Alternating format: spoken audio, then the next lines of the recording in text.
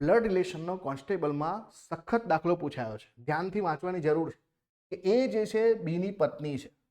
આ એ જે છે એ કોણ છે ભાઈ? બીની પત્ની છે.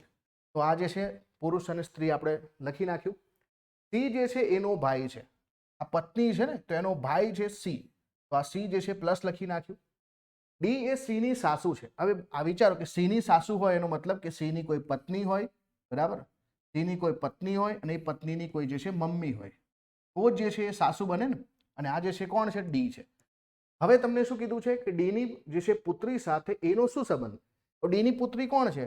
તો ડી ની પુત્રી તો આ રહી, અને પુત્રી જે છે આ એ સાથે શું સંબંધ છે? તો એનો ભાઈ છે ને ભાઈની જે છે શું છે ભાઈ? ભાઈની જે છે પત્ની છે. હવે ફરીથી એ જ વસ્તુ કે આપણે લખવાનું શું? આ પત્નીથી આ તરફ જવાનું કે આ તરફથી આ જવાનું? તો જુઓ ધ્યાનથી કે ડી ની પુત્રી સાથે એનો શું સંબંધ છે, બરાબર? એનો સંબંધ આની સાથે તમારે શોધવાનો છે. તો એ શું થશે? એના ભાભી થશે. શું થશે ભાઈ? એના જે છે ભાભી થશે. તમને સંબંધ પૂછ્યો છે, એનો સંબંધ છે, તો એનો સંબંધ શું છે કે ભાઈ ભાઈના વાઈફ છે, તો ભાભી કહેશે.